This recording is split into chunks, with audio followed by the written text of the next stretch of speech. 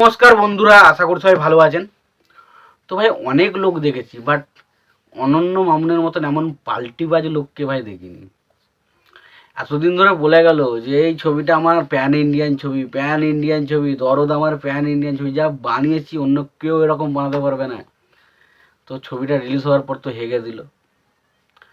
তো সে ঠিক আছে, ছবি খারাপ হতে পারে, ভালো হতে পারে, সব ছবি কি আর ভালো হবে, সেটা ঠিক আছে, বোঝা গেল। প্রমোশন স্টার্ট করে এইদিকে এই আসবে, যা প্রমোশন স্টার্ট করবো ওরকম কেউ প্রমোশন করতে না। সত্যিই তো যা প্রমোশন করেছে ওরকম সত্যি কেউ করতে পারে? একদিনে রিলিজ হচ্ছে গান, একদিনে রিলিজ হচ্ছে বা ট্রেলার, এরকম প্রমোশন কেউ করতে পারে? ছবির একদিন রিলিজ হওয়ার আগে একদিন আগে ট্রেলার আসছে, খতরনাক প্রমোশন, খতরনাক। তো ইনি এখন একটা জায়গায় পোস্ট করেছেন, দেখলাম তিনি বলছেন যে এসব তো আমার হাতে ছিল না, আমি জানি না এগুলো কোথা থেকে কি করে হলো, এখন এখন কেন ইন্ডিয়াতে রিলিজ হচ্ছে ধরো, তো আমি জানি না। কারণ এটা সব কিছু দায়িত্ব হচ্ছে প্রোডাকশন, প্রযোজকের, অর্থাৎ যে ছবিটার প্রযোজক। তো যখন যদি প্রযোজকেরই সব কিছু দায়িত্ব হয়, তাহলে আপনি এত বড় বড় কথা বলছিলেন কেন যে এই করে দেবো, বা এটা প্যান ইন্ডিয়ান ছবি, এখানে প্যান ইন্ডিয়াতে রিলিজ হবে, এখানে রিলিজ হবে, ওখানে রিলিজ হবে, এখানে রিলিজ হবে, এবং এই প্রমোশন করব, ওই প্রমোশন করব। তখনও তো আমরা কিছু পাইনি। যখন আপনি ছবিটার সাথে মানে রিলিজের আগে পর্যন্ত প্রমোশন মেটেরিয়াল সেগুলো তো আপনি যুক্ত থাকেন, সেগুলো তো আমরা কিছু পাইনি।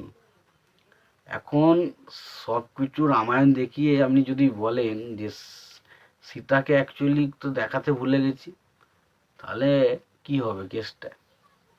কেসটা কি হবে? রামায়ণ হবে কি? অ্যাকচুয়ালি হবে না তো। তো সেই বিষয়টা হচ্ছে আপনার, আপনি এখন দরদ ছবিটা মোটামুটি সবাই দেখে নিয়েছে, ওটিটিতে শুরু করে বিভিন্ন ইউটিউব চ্যানেলে রিলিজ হয়ে গেছিলো ছবিটা, তার পাশাপাশি ধরুন সমস্ত জায়গায়। এবার তারপরে হ্যাঁ রিলিজ করছে ইন্ডিয়াতে কোনো, কিন্তু আপনি সেই যে বক্তব্যটা রাখছেন সেটা কোথাও না কোথাও গিয়ে না মেনে নিতে অসুবিধা হচ্ছে। কারণ আপনি যেভাবে কথা বলেছিলেন, যেভাবে বলেছিলেন বিষয়গুলো, যে এই করে দেবো, তাই করে দেবো, এই হবে, তাই হবে, এই দেখ তোমরা শুধু দেখে যাও যে দরদ আসতে চলেছে, কাঁপাতে চলেছে। তো আমরা তো সবই দেখলাম, সবই বুঝলাম, এবং আপনাকেও এটাও দেখা গেছে যে আপনি যখন সিনেমার বিষয়ে আলোচনা হচ্ছে না, আমি দেখেছি আমাদের এখানে এসে একটা সিনেমা দেখতে এসেছে একজন ইউটিউবার, আমি বলেছিল, আমি সেটা মনে পড়ছে না কি বলেছিল, বাট একজন বলেছিল।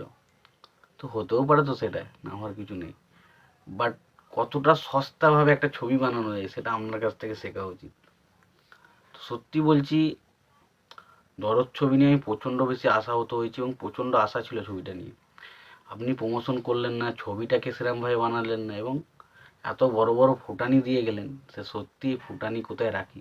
সত্যি বলছি, আপনি যেটা করছেন সেটা ঠিক না।